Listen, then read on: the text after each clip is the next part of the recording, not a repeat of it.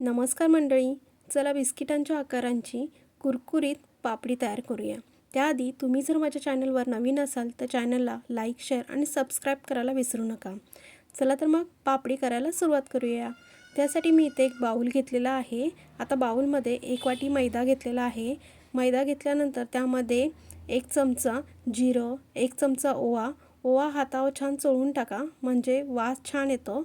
आता पापडी कुरकुरीत व्हावी त्यासाठी मी इथे कडकडीत असं तेलाचं मोहन टाकणार आहे। तेलाचं मोहन सुरुवातीला ना गरम असतं, त्यामुळे चमच्याच्या साहाय्याने सर्वप्रथम पिठामध्ये ते मिक्स करून घ्या आणि थंड झाल्यानंतर हाताने मिक्स करून घ्या। जोपर्यंत पिठाचा असा ना गोळा होत नाही ना तोपर्यंत। तुम्ही बघू शकता पिठाचा मस्त असा गोळा तयार झालेला आहे, म्हणजे तेलाचं मोहन सर्व पिठाला आपलं लावून झालेलं आहे। आता थोडं थोडं पाणी घालून पीठ आहे ना चपातीला ज्याप्रमाणे आपण मळतो त्याप्रमाणे पीठ घट्ट असं मळून घ्या। घट्ट असं पीठ मळून झालेलं आहे। आता पिठावरती एक कॉटन ठेवून पीठ एक 10 ते 15 मिनिटासाठी साईडला रेस्ट करायला ठेवा। एक 10 ते 15 मिनिटं झालेली आहेत। आता पिठावरचं कॉटन काढून घेऊया व पीठ पुन्हा मऊसूत असं मळून घेऊया। पीठ मळून झालेलं आहे। आता मळलेल्या पिठामधला एक गोळा घेऊन त्याचा गोल असा गोळा तयार करून घेऊया।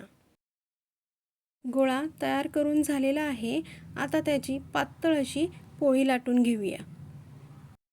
पोळी लाटताना पोळी सर्व बाजूनी एकसारखी लाटून घ्यायची आणि पोळी एकदम पातळ अशी लाटून घ्यायची। तुम्ही बघू शकता मंडळी, पोळी पातळ अशी लाटून झालेली आहे। आता बिस्किटांना मी चौकोनी आकार देणार आहे, त्यामुळे मी पोळी आहे ना चौकोनी आकारात कट करून घेते।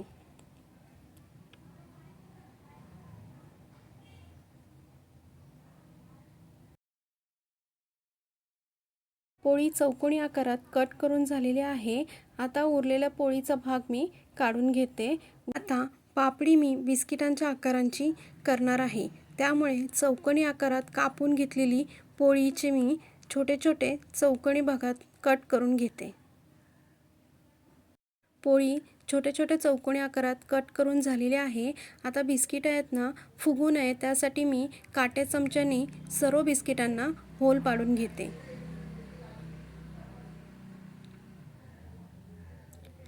सर्व बिस्किटांना होल पाडून झालेले आहेत। आता ते आपण तळून घेऊया।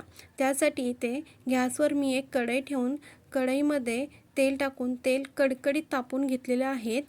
आता एक एक करून तयार केलेल्या पापड्या तेलामध्ये सोडून मंद आचेवर गोल्डन ब्राऊन कलर येईपर्यंत पापड्या तळून घेऊया।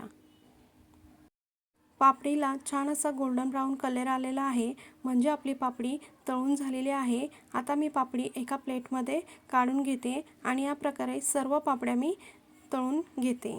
आता सर्व पापड्या माझ्या तळून झालेल्या आहेत। आता यातली मी ना एक पापडी तुम्हाला तोडून दाखवते। तुम्ही बघू शकता मंडळी, पापडी अजिबात तेलकट झालेली नाही आहे आणि एकदम अशी कुरकुरीत झालेली आहे। तुम्हाला जर ही रेसिपी आवडली असेल तर चॅनलला लाईक, शेअर आणि सबस्क्राईब करायला विसरू नका।